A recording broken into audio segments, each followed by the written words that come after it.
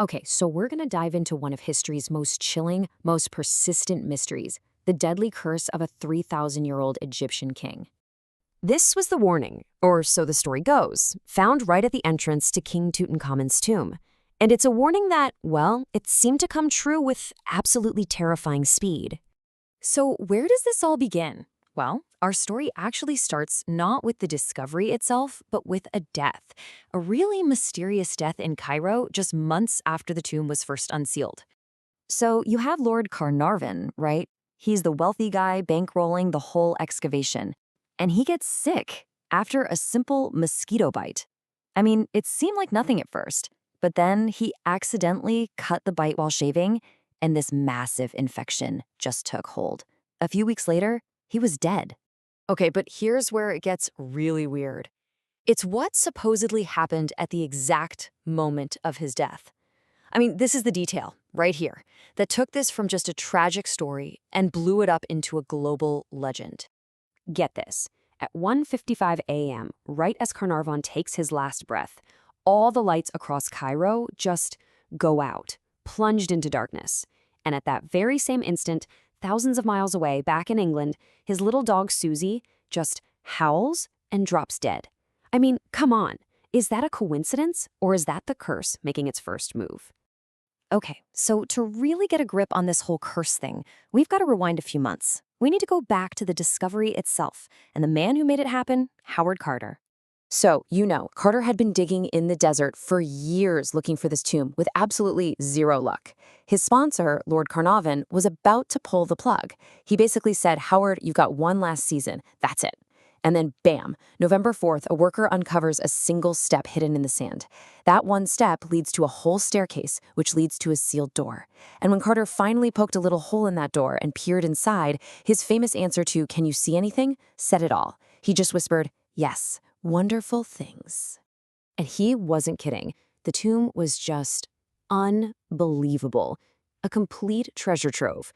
We're talking 5,398 priceless objects, all perfectly preserved for more than 3,000 years.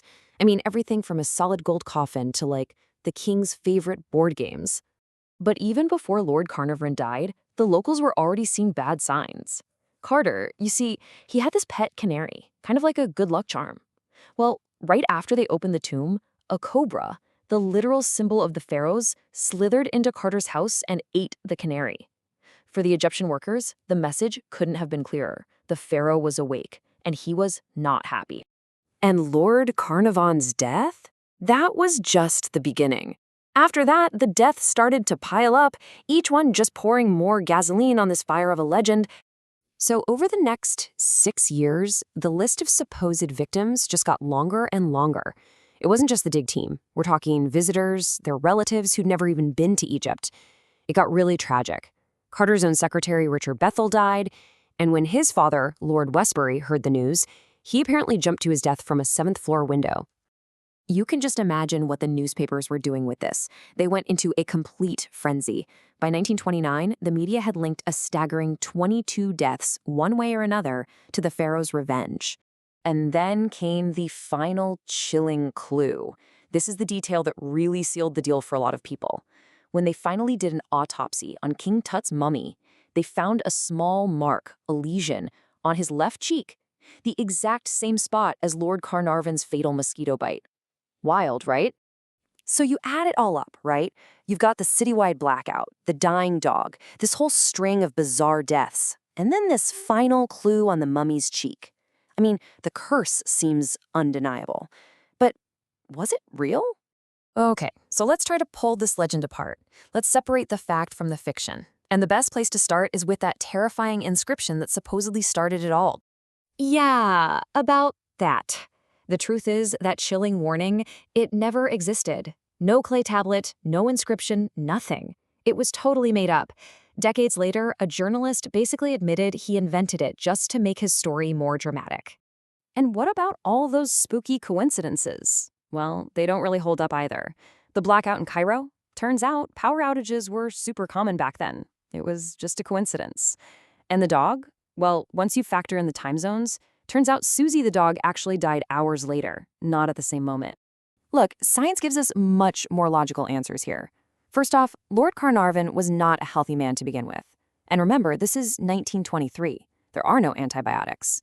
A simple cut getting infected could absolutely be a death sentence. There's also the theory about dangerous mold, like Aspergillus niger, that can grow in sealed-up tombs for thousands of years. But really, the ultimate proof? A big study in 2002 looked at the lifespans of everyone involved. The conclusion? There was no statistical difference. People who went in the tomb lived just as long as people who didn't. But the biggest piece of evidence against the curse isn't about who died. It's about who lived. I mean, think about it. If this curse was real, who would be its prime targets? The people most exposed, right? The first ones in? Well, Howard Carter, the guy who literally broke the seal, he lived for another 16 years. Lord Carnarvon's daughter, Lady Evelyn, who was right there with him, she lived to be 78. And the doctor who did the autopsy on the mummy lived to be 87. So, for the rest of his life, every time some reporter asked Howard Carter about the so-called curse, he had a very simple, very direct reply.